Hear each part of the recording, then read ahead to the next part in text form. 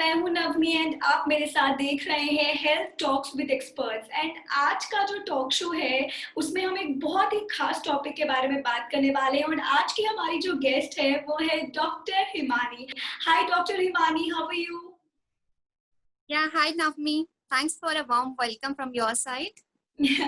Okay so आज doctor Himani और मैं बात करने वाले हैं एक ऐसे टॉपिक पे जिसका नाम है व्हाट आयुर्वेदा सेज। अब व्हाट आयुर्वेदा सेज से मेरा क्या मतलब है आपको बता दूं। वेल ऐसे बहुत सारे क्वेश्चंस हैं जो मेरे मन में हैं और जो शायद आपके भी मन में होंगे, जो हम एक आयुर्वेदा एक्सपर्ट यानी कि डॉक्टर हिमानी से आज पूछेंगे और जानेंगे कि एक आयुर्वेदा एक्सपर्ट का उस पर क्या कहना है। तो I think doctor Himani we should start it. Yes, definitely. Okay so मेरा पहला क्वेश्चन है, मैं आपको बता देती हूँ। Most of the times doctor Himani, जो लोग हैं हम लोग without any proper consultation we go for Ayurveda medicine क्योंकि हमें लगता है उसका कोई साइड इफेक्ट नहीं है। तो ये विदाउट कंसल्टेशन आयुर्वेदा मेडिसिन को यूज करना कितना सही है, कितना गलत है, इस पे आपका क्या कहना है? Well, Navmi, about this question of yours, ये बहुत इंटरेस्टिंग टॉपिक है। इस पर अगर हम आज के एरा में देखें तो बिकॉज हम सब लोग देखते हैं कि हम सब में ये कॉन्सेप्ट है कि Ayurvedic medicine is never ever going to create any kind of side effects. Right. अगर हम देखें तो लोग एलोपैथी मेडिसिन लेने से पहले फिर भी एक बार सोच लेते हैं कि इसका कोई साइड इफेक्ट तो नहीं होगा, बिकॉज अब इतनी अवेयरनेस हो चुकी है एलोपैथ को लेके कि people are concerned, they directly don't go for such a medication. But Ayurveda को लेकर मुझे ऐसा लगता है कि इतनी अवेयरनेस अभी नहीं है। They think Ayurvedic things are like a herbal treatment, a herbal product. So they are not going to create any kind of side effects. But this is not quite wrong. Side effects are there, but in a different aspects. They directly not going to affect you. Side effects कैसे होंगे? जब आप किसी चीज को बिना concern के, बिना कंसल्ट के अपने मन से लेंगे। क्योंकि आयुर्वेद में ऐसा बोला गया है कि अगर आप डाइट भी ले रहे हैं, जो आप खाने में लेते हैं, तो वो चीज भी हमें सोच समझ के लेनी चाहिए कि कब कितनी लेनी है और किस अमाउंट में लेनी है। So definitely there is a side effect in Ayurveda for medications. तो यानी कि हम कोई भी मेडिसिन अगर आयुर्वेदा की ले रहे हैं तो ये जरूरी है कि हम सबसे पहले किसी आयुर्वेदिक डॉक्टर को कंसल्ट करें और उसके बाद ही उसे इस्तेमाल करें। हाँ नवमी, तो मैं इस पॉइंट को थोड़ा सा क्लियर करती हूँ। Why consultation is so important before taking any kind of medication, whether it is allopathy, Ayurvedic or homeopathy. अगर हम देखें तो आयुर्वेद का कॉन्सेप्ट ये है कि medicine is there to reserve और reverse the condition. It is not to suppress something. We are not here to suppress the symptoms and sign. We are there to reverse it. जो भी आपको problem है वो reverse होनी चाहिए, and that too उसकी root से. वो सप्रेस हो, ये हमारा मेन फोकस नहीं है. तो अगर हम मेडिकेशंस लेते हैं तो हमें बहुत सारे एस्पेक्ट्स देने होते हैं और देखने होते हैं. आजकल मैंने बहुत बार देखा है कि लोगों पे इतना अवेयरनेस हो गया है आयुर्वेद को लेके कि दे जस्ट सी कि ये मेडिसिन इसके लिए है तो हम ले लेते हैं. बट वो ये देखते नहीं है कि उस मेडिसिन में बहुत सारे साइन एंड सिम्टम्स हैं. तो आप किस सिम्टम्स आप में सबसे ज्यादा है और आपको कौन सी मेडिसिन लेनी चाहिए, ये चीज हमें हमेशा कंसर्न रखनी चाहिए. Otherwise it's going to create a side effect. Right. तो डॉक्टर हिमानी, मेरा अगला क्वेश्चन जो आपके लिए है वो ये है कि जैसा कि अभी आपने कहा कि आयुर्वेदिक मेडिसिन के लिए जो है कंसल्टेशन बेहद जरूरी है, तो मेरा जो अगला क्वेश्चन है वो ये है जो आयुर्वेदिक हर्ब्स होते हैं, मतलब मैं स्पेसिफिकली दवाइयों की बात नहीं कर रही हूँ, मैं एग्जांपल आपको देना चाहूंगी जैसे कि एलोवेरा या आंवला, ये कुछ ऐसे हर्ब्स है जो आयुर्वेदिक मेडिसिन में इस्तेमाल होते हैं और अलग से भी हम इन्हें इस्तेमाल करते हैं. तो इन हर्ब्स का इस्तेमाल करना भी साइड इफेक्ट से भरा है या साइड इफेक्ट से फ्री है, या हम या मैं कहूँ कि अगर हम इन्हें इस्तेमाल कर रहे हैं तो क्या उससे पहले भी कंसल्टेशन की जरूरत है या नहीं, कुछ सर्कमस्टांसेस में हम इन्हें इस्तेमाल कर सकते हैं, तो इस पे आपका क्या कहना है? वेल नवमी, मैं कुछ पहले ये एक बात को थोड़ा सा एक्सप्लेन करना चाहूंगी कि साइड इफेक्ट होता क्या है। हाँ. मतलब साइड इफेक्ट्स की तो एक बहुत बड़ी डेफिनेशन है, लोग साइड इफेक्ट्स को किसी भी एस्पेक्ट में ले सकते हैं, but what exactly side effect? क्योंकि मैंने देखा है कि कुछ लोग ये बोलते हैं कि एक्सेसिव मेडिसिन खाने से लीवर डैमेज होता है या लीवर की फंक्शन में कोई तो इंटरप्शन आ जाता है। तो हम यहाँ पे किस साइड इफेक्ट के बारे में बात कर रहे हैं, मैं वो भी थोड़ा सा क्लियर करना चाहती हूँ। साइड इफेक्ट मतलब होता है कि हम किसी भी चीज का क्योर करना चाह रहे हैं, किसी भी चीज का ट्रीटमेंट लेना चाह रहे हैं, तो वो चीज पे तो इफेक्ट हो रहा है, लेकिन साइड वाइज और कौन सी चीज इफेक्ट कर रही है, that is basically the side effect. या तो ऐसा हो कि हम कोई मेडिसिन खा रहे हैं जिस पर्पस के लिए, वो पर्पस तो रिजॉल्व हो रहा है बट कुछ और क्रिएट नहीं हो रहा है। हाँ. अगर वो कुछ और क्रिएट हो जा रहा है, इसका मतलब साइड इफेक्ट है। सो अब आपके पॉइंट में आते हैं, जैसे आपने पूछा कि एक सिंगल हर्ब के लिए लिया जाए जो which is not a medicine, it is just a herb. But Ayurveda की जो नॉलेज है ना, it is very deep and it is very depth. अगर आप एक हर्ब को भी लेंगे ना, तो एक सिंगल हर्ब जो है वो बहुत सारी साइन एंड सिम्टम्स पे काम करती है, वो बहुत सारी चीजों के लिए उपयोगी होती है। और आयुर्वेद में ऐसा बोला गया है कि एक इंसान कभी भी दूसरे इंसान से सिमिलर नहीं होता है। Very basic fundamental of Ayurveda that two people are never ever going to be same. Right. The way two people are not having the same fingerprint, in the same manner two person are never ever going to be a similar kind of.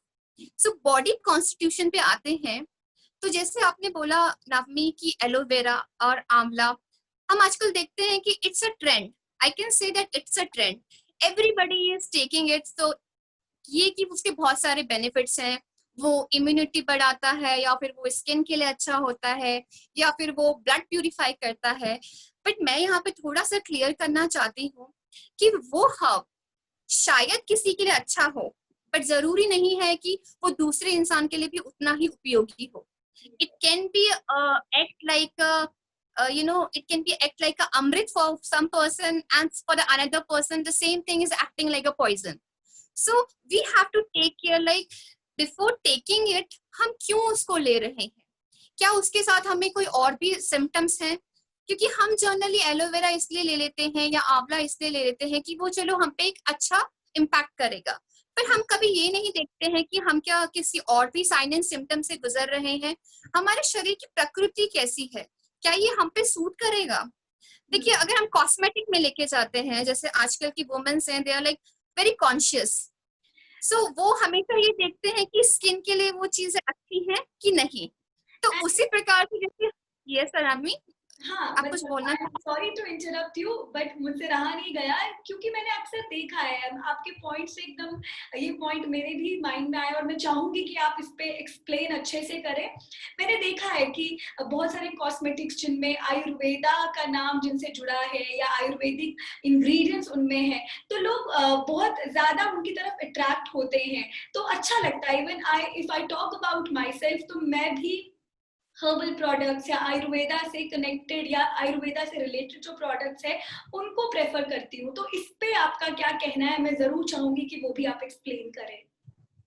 Okay, सो नवमी, जैसे आपने सवाल पूछा कि cosmetic products के बारे में बात करते हैं, अगर वो हर्बल है, यस, तो as we all are aware like skin types होते हैं।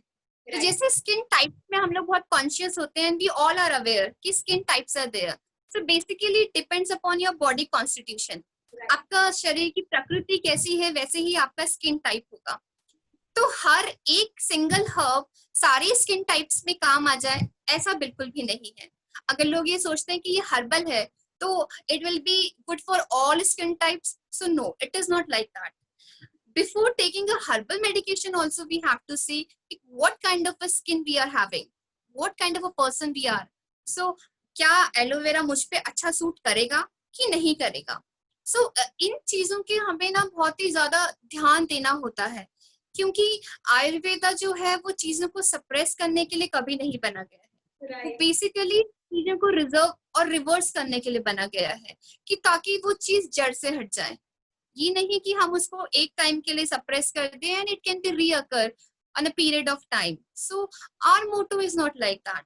सो इवन कॉस्मेटिक के टर्म्स में भी हम देखें तो हर्बल प्रोडक्ट्स लेने से पहले एक बार हमें अपना स्किन टाइप जरूर ऑब्जर्व करना चाहिए। हमारा स्किन कैसा है, हमारी बॉडी कैसी है, यू मीन टू से। Right right. और सिर्फ आप हर्बल ही क्यों बोल रहे हैं, आप जो लगा रहे हैं उसके साथ आपका खान पान कैसा है, आपका रहन सहन कैसा है, वो भी बहुत महत्व देता है।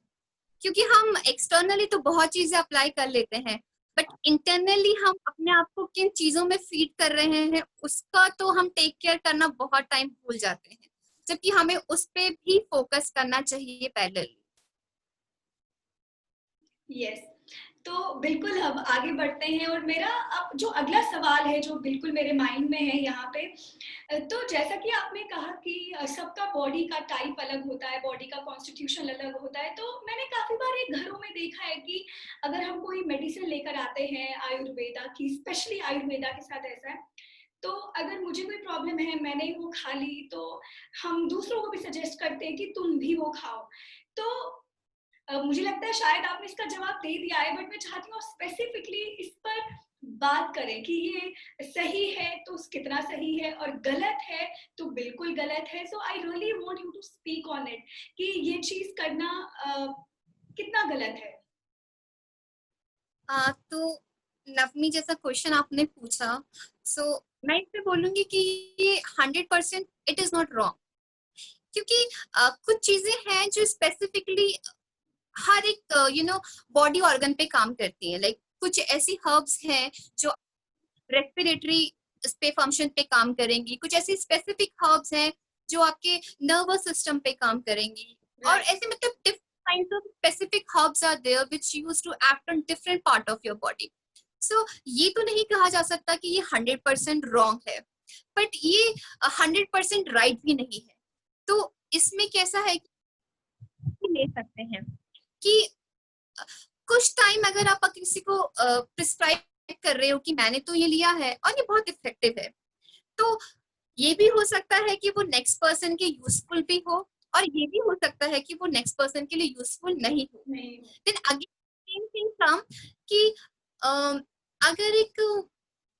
अगर हम लेते हैं एक सिंपल सा एग्जांपल कि किसी को हेडेक है, तो शायद एक मेडिसिन जो हर्बल है उससे आपका सर का दर्द तो सही हो गया है, लेकिन क्या दूसरे इंसान का भी सर का दर्द सही हो जाएगा? क्योंकि क्या पता वो सर का दर्द आपको माइग्रेन से है, क्या पता वो सर का दर्द आपको अच्छी ढंग से सोने से नहीं है, क्या पता वो सर का जो आपको दर्द है वो आपको साइनसाइटिस या राइनसाइटिस की वजह से है। So ample of examples are there कि आपको वो सिम्टम है। तो इसमें प्रोबेबिलिटी है कि सामने वाले को भी हेडेक उसी वजह से हुआ है कि नहीं है, तो ये देखना बहुत जरूरी है। अगर हमें पता है कि सेम साइन एंड सिम्टम्स मुझे भी हैं और सामने वाले को भी है, तो yes you can definitely prescribe that medicines which you are using. But अगर आपको पूरी हिस्ट्री नहीं पता है, तो मेरा ये मानना है कि हमें एक बार किसी को प्रिस्क्राइब करने से पहले पूछ लेना चाहिए कि उसकी और हिस्ट्री क्या है, वो रीजन क्या है या वो कारण क्या है जिनकी वजह से उनको ये प्रॉब्लम हो रही है। Absolutely, absolutely. So now, what else I want to ask is, जैसे कि हमने अभी तक बात की, या जैसे कि अभी तक जो भी जवाब मुझे आपसे मेरे सवालों के मिले, उससे मुझे ये समझ आ गया कि B it any herb, Ayurveda herb और आयुर्वेदा मेडिसिन, एक बार टेस्ट करना या एक बार कंसल्ट करना बेहद जरूरी है, जो मुझे लगता है एक नॉर्मल ह्यूमन प्रैक्टिस होनी चाहिए।